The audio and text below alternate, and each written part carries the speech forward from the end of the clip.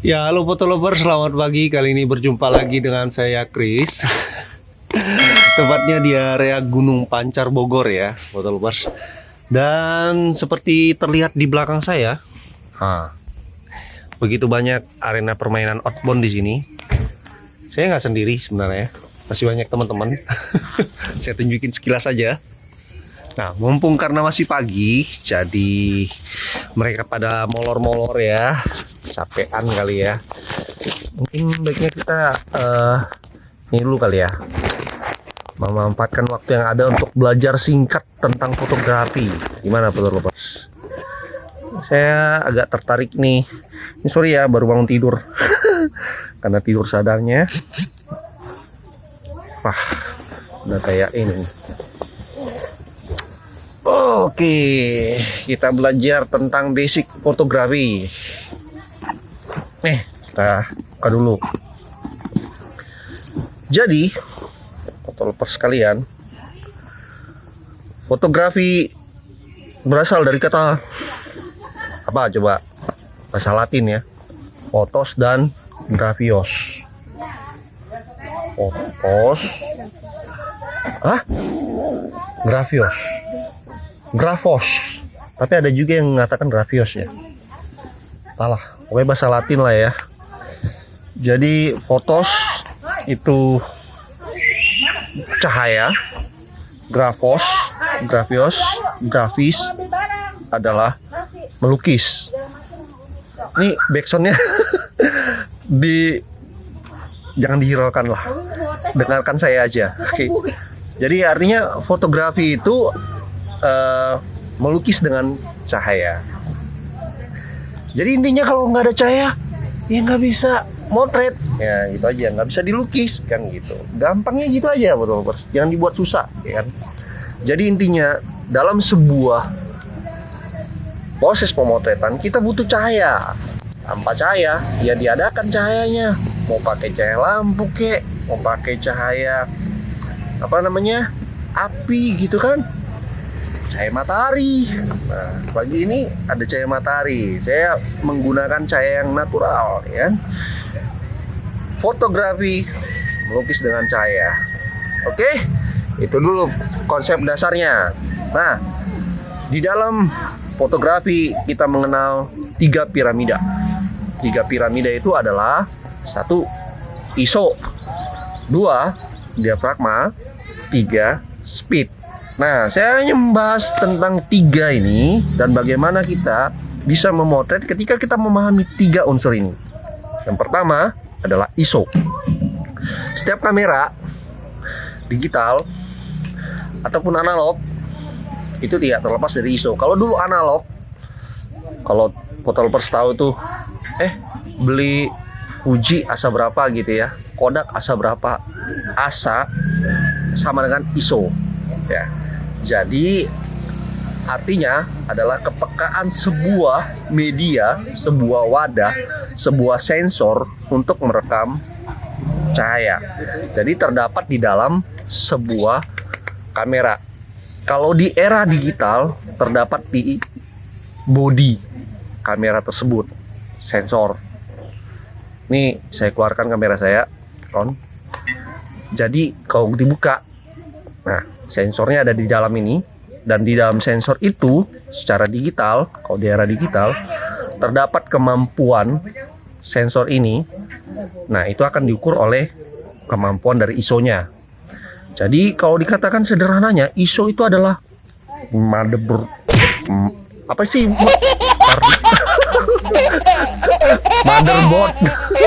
Motherboard. Aduh. Motherboard ya. Motherboard. Sebuah foto atau wadah yang ingin kita gambar. Kalau dikatakan mungkin semacam buku gambarnya nih, buku gambarnya. Kalau kertasnya putih, ya kan?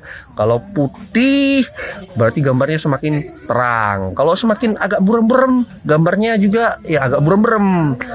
Jadi di dalam ISO itu ada tingkatan. Ada ISO 100, 200, 500, 1000, 2000, 2500 sampai 10.000 juga, bahkan 25.000 juga ada. Nah, logikanya semakin tinggi sebuah angka ISO itu semakin peka terhadap cahaya. Fotolovers, berarti semakin sensitif untuk menangkap cahaya yang ada. Jadi gitu. Dan sebaliknya, kalau semakin rendah ISO berarti semakin apa nih?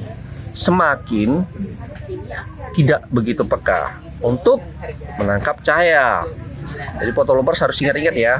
Nah, ini info tambahan aja ya. Semakin tinggi ISO berarti akan semakin rentan dengan yang namanya noise. Khususnya juga apalagi di kamera era digital. Tetapi semakin canggih teknologinya, semakin menekan kekurangan dari ISO itu. Jadi semakin meminimalisir sebuah noise. Noise itu berisik. Bukan noise pastinya berisik yang itu ya, tapi noise yang artinya gambarnya itu ada bintik-bintik gitu. Jadi kelihatan kelihatan tidak bersih, tidak clear gitu ya. Gitu fotolovers. Ya. Teman-teman udah pada bangun nih kayaknya nih. Oke, yang kedua adalah diafragma. Diafragma itu terdapat di dalam sebuah lensa.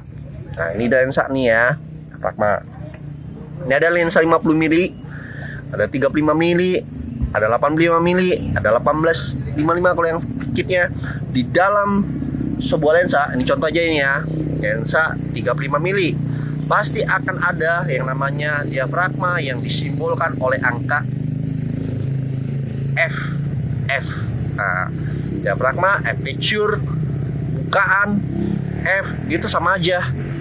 Jadi sebenarnya diafragma itu adalah sejauh mana lensa ini mampu membuka rananya atau bahasa awamnya lobangnya agar cahaya bisa masuk dan ke dalam sebuah kamera dan diserap oleh sensor itu tadi, yang dimana ada ISO di dalam bodi kameranya.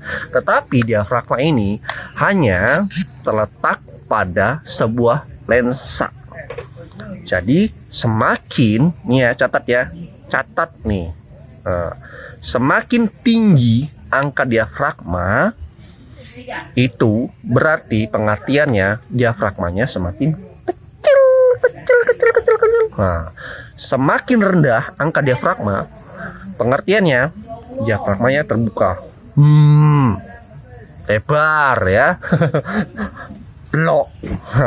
Nah, fotolovers, di dalam sebuah diafragma, paling gampangnya ini cara saya, ala-ala saya nih ya, gambarkan sebuah pupil Anda, ya kan?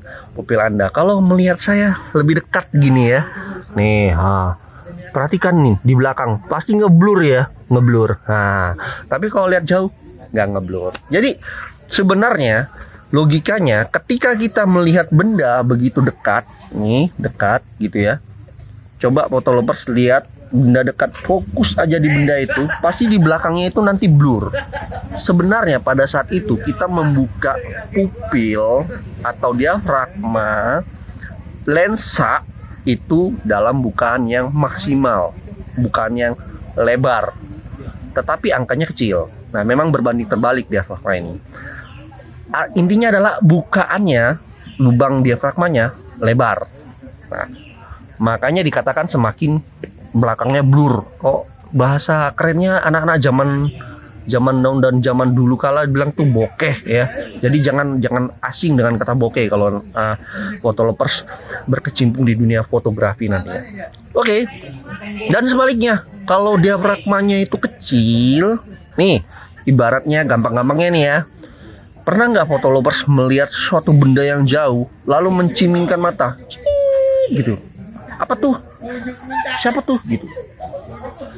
Mencimingkan mata, mengecilkan pupil, mengecilkan diafragma, itu berarti fotolovers sedang mempersempit ruang diafragma.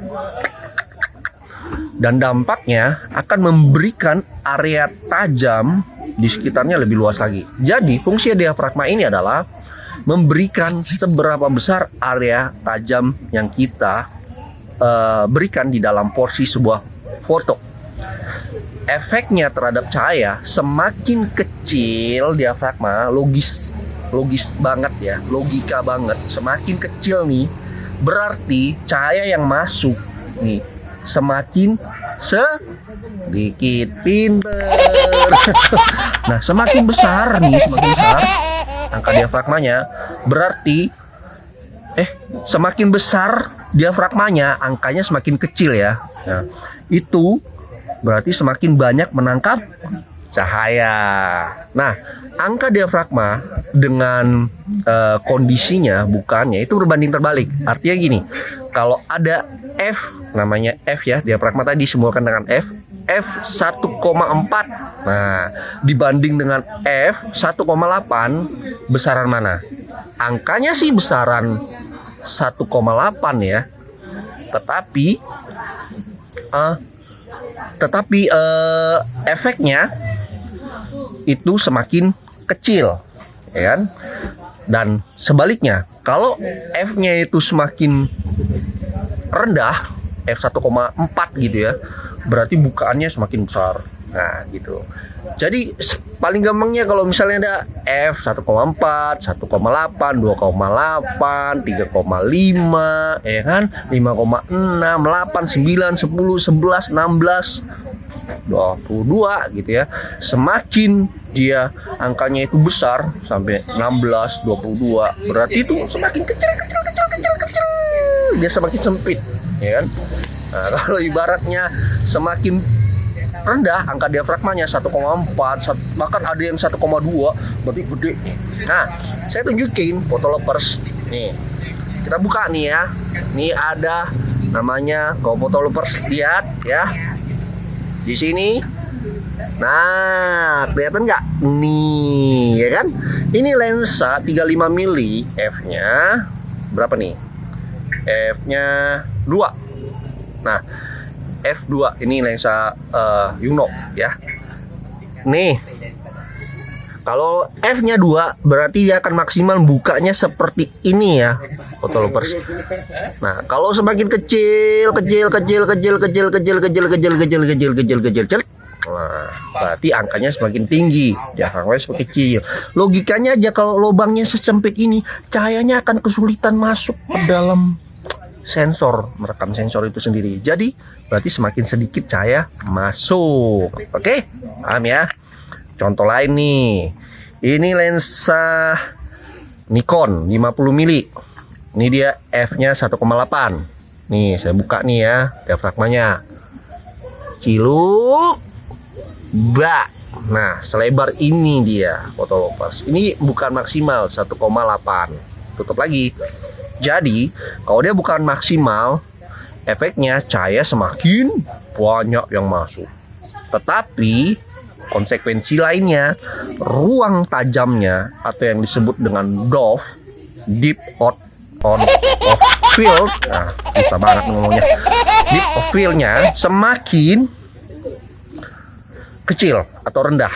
Jadi semakin ruang tajamnya semakin halus dan semakin ya sedikit lah. Ya. Efeknya memberikan efek bokeh di sekitarnya atau blur ya, kalau dikatakan. Oke, Photolovers itu tentang diafragma yang ada di lensa. Lalu ketiga tentang apa nih? Speed. Nah, speed itu lari, bukan lari ya. Kalau speed itu dalam fotografi itu ini bukaan sebuah tutupnya itu ya, tutup gitu. Apa sih namanya? Artinya di dalam sebuah fotografi itu, bukan di dalam sebuah fotografi, sensor itu selalu tertutup, dan ketika dia hendak memotret, dia akan membuka rana lalu menutupnya kembali. Nah, kecepatan membuka dan menutup rana itu, itulah disebut dengan speed ya, speed atau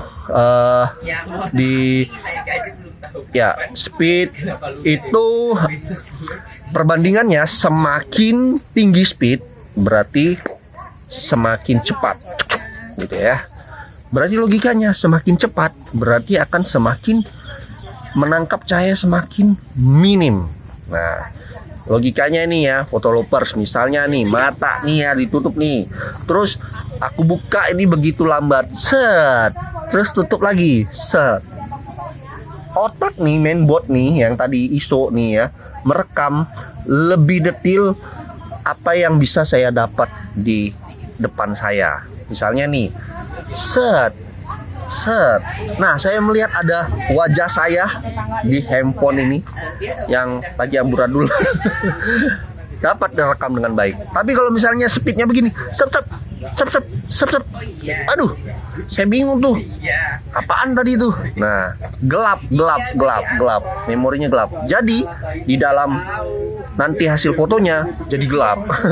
Jadi terlalu cepat. Jadi sebenarnya speed itu adalah bagaimana nanti kita bisa memberikan ruang di dalam ISO ini, memberikan kesempatan cahaya itu masuk. Jadi buka tutup ranah. Konsekuensinya semakin tinggi ISO, semakin tinggi speed akan semakin sedikit menangkap cahaya. Semakin lambat speednya, semakin banyak menangkap cahaya. Lalu dikatakan apa yang menjadi efek lainnya? Semakin tinggi speed, semakin dapat menangkap momen dengan cepat. Gitu. Ibaratnya kalau kita memukul nyamuk cepat gitu, langsung dapat tuh nyamuknya. Oh, lambat gini, ya elah, rambutnya langsung pergi gitu ya. Jadi harus cepat gitu. Nah, ketika kita melakukannya dengan cepat, momen yang kita capture itu dapat kita take, dapat kita bekukan dengan begitu akuratnya gitu. Biasanya speed tweet ini yang cepat dibutuhkan pada saat speed mengambil momen-momen olahraga gitu ya. Tapi konsekuensinya cahaya yang masuk itu semakin sedikit.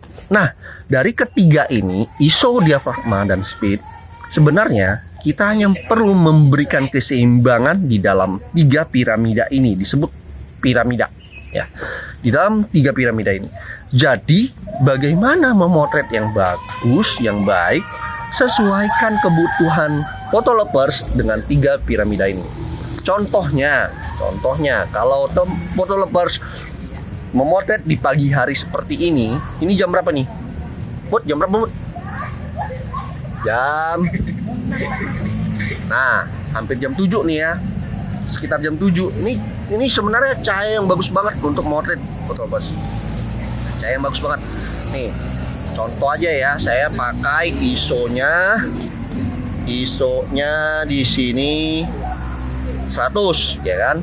Ini F-nya 3,5 deh ya kan. Lalu speednya saya pakai 60. Nah, 60. Kita foto nih teman saya yang paling cantik nih, nah di depan saya nih, ces, ya kan? Nah, ya tersenyum developer, gini hasilnya. Nanti saya cap, nih, ya kan? Berarti ada sedikit keseimbangan. Nah, kalau foto lovers bingung nih, biasanya di kamera digital ada indikatornya nih. Dia indikatornya di titik 0. Nah, itu titik keseimbangannya sebenarnya foto lovers. Kalau semakin ke kiri ada settingannya ya. Kalau tergantung foto lovers, jadi ada indikator kalau mau ke kiri atau ke kanan. Kalau di settingan saya, kalau ke kiri itu semakin rendah speednya ya. Jadi ukurannya berarti akan semakin peka terhadap cahaya. Jadi exposure-nya semakin tinggi ya. Dan sebaliknya, kalau semakin ke kanan, exposure-nya semakin gelap gitu. Nah, ini komposisi yang sudah ideal, sehingga gambar yang dihasilkan gelap terangnya itu rata. Istilahnya apa ya? Lebih ideal. Nah, foto lovers, apakah sebuah gambar itu harus mutlak dengan settingan yang ini? Enggak, jawabannya tidak. Jadi sangat fleksibel sekali, tergantung di mana foto lovers memotret. Jadi kalau misalnya logikanya, kalau foto lovers mendapatkan tempat yang minim cahaya, ini rumusnya. Fotolovers harus memaksimalkan bagaimana cahaya semakin banyak masuk sehingga bisa terekam di dalam sensor kamera tersebut. Jadi logikanya gitu. Dan sebaliknya, kalau terlalu banyak cahaya yang ada di dalam ruangan, misalnya di siang hari bolong, berarti fotolovers harus berusaha menekan sebanyak mungkin, sebaik mungkin, seideal mungkin cahaya yang masuk agar tidak terlalu banyak masuk ke dalam sensor kamera, sehingga tidak menjadi overexposure namanya. Jadi fotolovers harus mengimbanginya. Nah, bagaimana mengimbangi yang baik tergantung kebutuhan fotolovers mau motret apa dulu nih. Nah, beberapa tips mungkin yang bisa saya sampaikan ketika mungkin memotret banyak genre fotografi ya, tapi ini secara umum aja ya. Kita pakai bahasa inilah, bahasa yang paling umum lah. Misalnya di pagi hari foto model atau foto bunga. Nah, biasanya kita kan butuh model portrait atau bunga atau suasana yang close up gitu. Kita butuh bukaan yang cukup ideal ya. Bisa kalau kita mau bokeh-bokehan nih, blurnya belakang ya, kita buka lah diafragmanya selebar mungkin bisa. Misalnya kalau lebarnya 1,8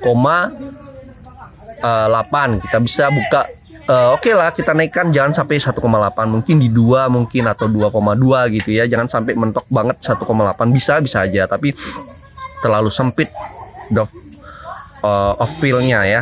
Jadi fotolovers cukup memakai ISO yang rendah aja, 100 gitu di cahaya pagi ini ya kan.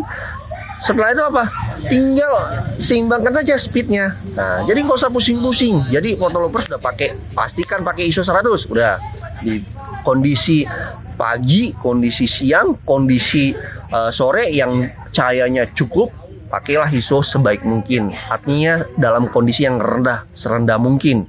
Lalu pikirkan kedua, diafragmanya. Diafragmanya berapa nih? Kalau fotolovers motret sebuah objek yang ingin blur gitu ya, yang ingin ruang tajamnya sempit, ya boleh pakai bukaan yang besar. Tapi idealnya untuk sebuah portrait, katakanlah untuk sebuah ideal ketajaman sebuah lensa, mungkin banyak lensa itu cenderung tajam di f8, 9, 10 atau 11 ya, itu titik tengah dari ini. Nanti ada rumusnya lagi, tapi itu diingat-ingat dulu. Baru tinggal kita menyesuaikan speed. Paling gampang, ISO-nya udah pasti dapet, ISO 100 di antara pagi sampai sore hari di mana cahaya cukup. Lalu tentukan F-nya, mau F yang berapa sesuai dengan kebutuhan. Katakanlah mungkin aman-amannya carilah F di antara 56, 8, 9 atau maksimal 11. Tinggal pakai speednya seberapa, tentukan aja. Nah, nanti coba-coba aja. Mungkin di kondisi seperti ini, speednya sekitar 1/60 atau 1/80 gitu. Tergantung fotolovers menggunakan F-nya juga berapa.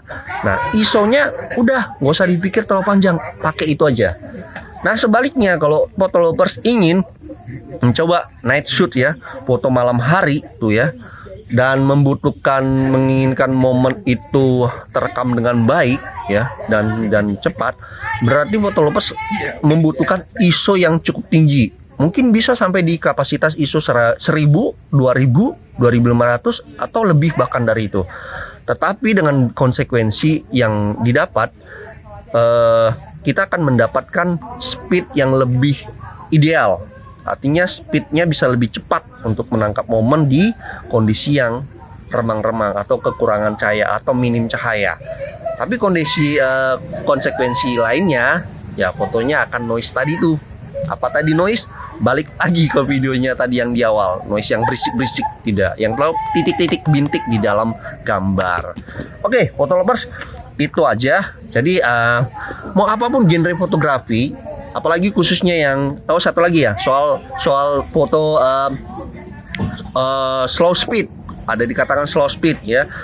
Fotolovers membutuhkan namanya tripod. Kenapa slow speed? Berarti kondisi slow speed itu berarti fotolovers mengalami kondisi yang sangat minim cahaya. Nah, Jadi kalau udah minim nih cahayanya, berarti fotolovers udah membuat, tapi ingin bersih, ya udah pakai ISO 100. Oke, konsekuensi ISO 100. Tetapi mau ruang tajam yang cukup tajam, oke, pakai di f11 bahkan 16. Tetapi konsekuensinya kalau nggak menggunakan speed yang rendah, fotolovers tidak bisa merekam gambar itu dengan bagus. Artinya jadi gelap semuanya. Mau nggak mau fotolovers menggunakan speed ya, bisa sampai nanti mungkin sekitar 1, 2, 3 detik, atau bahkan bisa sampai 10 detik, 30 detik, atau bisa mungkin 60 detik ya, bisa beberapa menit, bisa terjadi seperti itu. Tetapi kalau itu terjadi ya, fotolovers baiknya menggunakan tripod. Kenapa? Ketika ini di capture, ini tidak goyang. Kalau goyang, ya gambarnya ikut bergoyang. Dangdut gitu fotolovers ya. Jadi intinya kalau mau motret, sebenarnya kita hanya pahami dulu dah 3 piramida itu. Itu saja. Kalau itu udah lulus, dah baru ngomong fitur-fitur yang lain, baru ngomong editing, baru ngomong apalah namanya ya, untuk pengembangan fotografi fotolovers sekalian. Jadi kalau 3 piramida itu belum masuk di formatnya fotolovers, ya pelajari lagi. Jadi kalau dulu saya nih ya udah dapat nih prinsip nih, saya praktek di siang hari gimana, praktek di malam hari gimana, praktek di sore hari gimana.